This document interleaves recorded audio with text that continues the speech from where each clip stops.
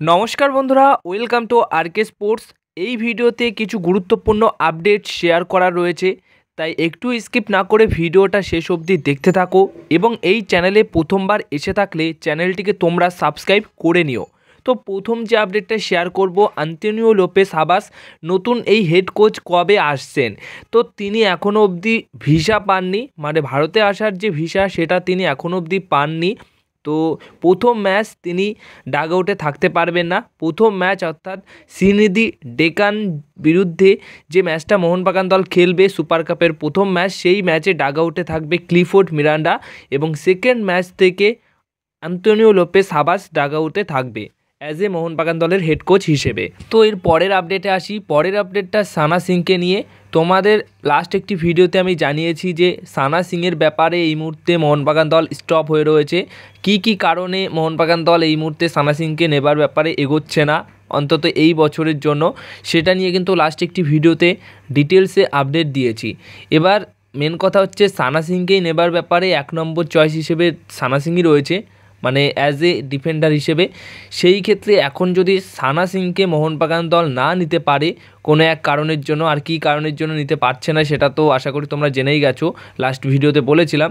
তো যদি না নিতে পারে তাহলে তার বদলে কাকে মোহনবাগান দল নেবে?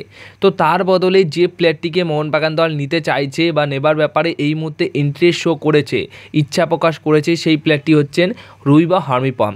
যেহেতু রুই বা হর্মিপমকে কেরালা ব্লাস্টার এফসি দল ছেড়ে দিতে চাইছে, তাই সানা সিংকে মোহনবাগান দল না পেলে রুই বা হর্মিপমকে সই করানোর জন্য এগোবে, এরকমটাই কিন্তু খবর রয়েছে। তো রুই বা হর্মিপমকেও সই করালেও কিন্তু একটা ভালো সাইনিং মোহনবাগান দলের জন্য হবে, কিন্তু সানা সিংকে সই করালে কিন্তু আরও একটা ভালো সাইনিং হতো।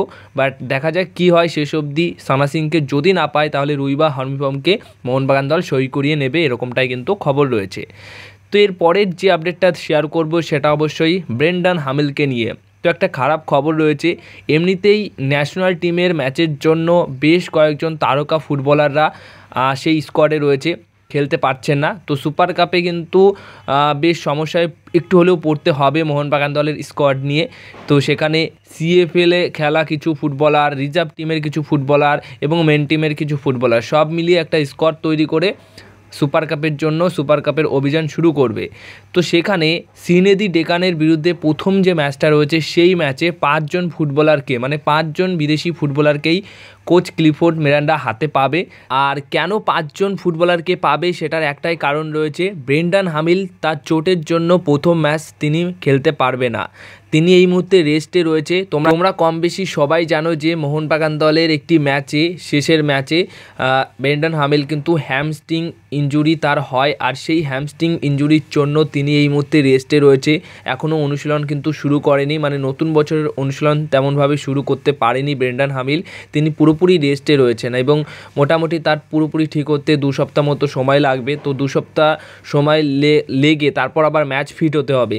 তো সেই অনুযায়ী প্রথম ম্যাচটা তিনি মিস করতে চলেছেন। তো প্রথম ম্যাচে তাকে কিন্তু আমরা খেলতে দেখতে পারবো না। তো সেই ক্ষেত্রে ডিফেন্সে কিন্তু একটু হলেও চাপের সমস্যা একটু বেড়ে গেল, কারণ হেক্টর ইউস্টে এবং ব্রেন্ডন হামিল দুজন সেন্টার ব্যাক পজিশনে খেললে তখন কিন্তু কোনো সমস্যা হতো না। বাট এখন যেহেতু হেক্টর ইউস্টেকে খেলতে হবে এবং তার পাশে কাকে খেলাবে সেটা নিয়েও কিন্তু একটা চিন্তায় রয়েছে ক্লিফোর্ড মিরান্ডা। তো এরপরে নেক্সট যে আপডেটটা রয়েছে সেটা হচ্ছে বড়সড় একটা সিদ্ধান্ত নিতে চলেছে সুপার কাপের পর। যদি মোহনবাগান দল সুপার কাপে ভালো রেজাল্ট করতে পারে তাহলে তো সেটা ভালো। এবার ভালো রেজাল্ট শুধু মোহনবাগান দল করবে কেন, ভালো রেজাল্ট করতে হবে বা ভালো পারফরমেন্স করতে হবে জেসন কামিংস এবং আরমান্দো সাদিকিউকে। হ্যাঁ, এই দুজন ভালো পারফরমেন্স যদি সুপার কাপে না করতে পারে, নিজেদের জাতটা নিজেরা যদি না চেনাতে পারে, তাহলে মোহনবাগান ম্যানেজমেন্ট তাদেরকে নিয়ে কিন্তু বড়সড় সিদ্ধান্ত নিতে চলেছে। এমনও হতে পারে ছেড়েও দিতে পারে, কারণ যেহেতু 28 তারিখ খুব সম্ভবত সুপার কাপের ফাইনাল ম্যাচ রয়েছে, তো হাতে 2 দিন সময় থাকবে জানুয়ারি ট্রান্সফার উইন্ডোতে। তো অনেক কিছুই হতে পারে, কিন্তু একটা বড়সড় সিদ্ধান্ত নিতে পারে এই দুইজনের এগেনস্টে মোহনবাগান দল। তো সেটা যে কোনো সিদ্ধান্ত হতে পারে, বাট অবশ্যই জেসন কামিংস এবং সাদিকিউকে নিজেদের জাতটা চেনাতে হবে বা ভালো খেলতে হবে সুপার কাপে।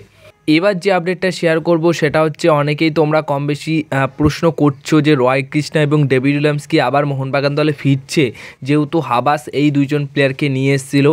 তো হাবাস যেহেতু আবার কোচের দায়িত্বে রয়েছে বা এসছে, তো হাবাসের আন্ডারে আবার কি এই দুইজন ফিরবে? তো বলে দিই যে রয় কৃষ্ণা এবং ডেভিড উইলিয়ামস এই দুজনের মধ্যে কোনো এক প্লেয়ারও কিন্তু মোটামুটি মোহনবাগান দলে আর ফিরবে না। ডেভিড উইলিয়ামস অনেক আগেই এ লিগে চলে গেছেন, আর শেষ মানে অবসর নেওয়ার আগে এ লিগেই তিনি খেলবেন এবং এ লিগে খেলেই তিনি অবসর নেবে। আর ইতিমধ্যে রয় কৃষ্ণাকে নিয়ে নিউজ তোমরা পেয়েই গেছো, ওড়িশা এফসি দল ছাড়ার পর এ লিগে ফিরে যাবেন এবং এ লিগের ওই টুর্নামেন্ট খেলেই তারপর তিনি কিন্তু অবসর নেবে। মানে এই বছরই রয় কৃষ্ণার শেষ আইএসএলের মরশুম, আইএসএলের শেষ এই বছর তিনি খেলবেন, তারপর এ লিগে ফিরে গিয়ে সেখানে 1-2 বছর খেলে তিনি অবসর নেবেন ফুটবল জীবন থেকে। তো তাদের দুজনের কোনোরকম ফেরার সম্ভাবনা নেই।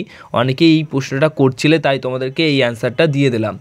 এবার নেক্সট যে আপডেটটা শেয়ার করব, যে মোটামুটি মোহনবাগান দলের ডিফেন্সে কিন্তু বড়সড় পরিবর্তন আসছে, মানে বিদেশিদের নিয়ে। তো এই মরশুমে না হলেও আগামী মরশুমে বড়সড় ডিফেন্ডার মোহনবাগান দল ভালো মানের ডিফেন্ডার নিয়ে আসতে চলেছে, আর সেটাও মোটামুটি হাবাসের কথা অনুযায়ী কিন্তু আনা হবে। এবার সবশেষে লাস্ট একটা আপডেট শেয়ার করি, একটা ট্রান্সফার আপডেট। ইন্টার কাশি একটা বিদেশি মিডফিল্ডারকে সই করিয়ে নিয়েছে। তারা এর আগে একটা উইঙ্গারকে সই করিয়েছিল, যখনই জানুয়ারির ট্রান্সফার উইন্ডো খুলেছে প্রথম সই তাদের একটা উইঙ্গার ছিল, বিদেশি উইঙ্গার। এখন কিন্তু একটা বিদেশি মিডফিল্ডার সই করিয়ে নিয়েছে। 19 বছর বয়সী স্পেনের মিডফিল্ডার ফ্রান গোমেজ। স্পেনের আন্ডার-16 দলের হয়ে তিনি খেলেছেন। তো বয়সটা খুবই কম রয়েছে, তাই এখনও অবধি স্পেনের বড় মানে বয়স ভিত্তিক হিসেবে বড় দলে খেলেনি।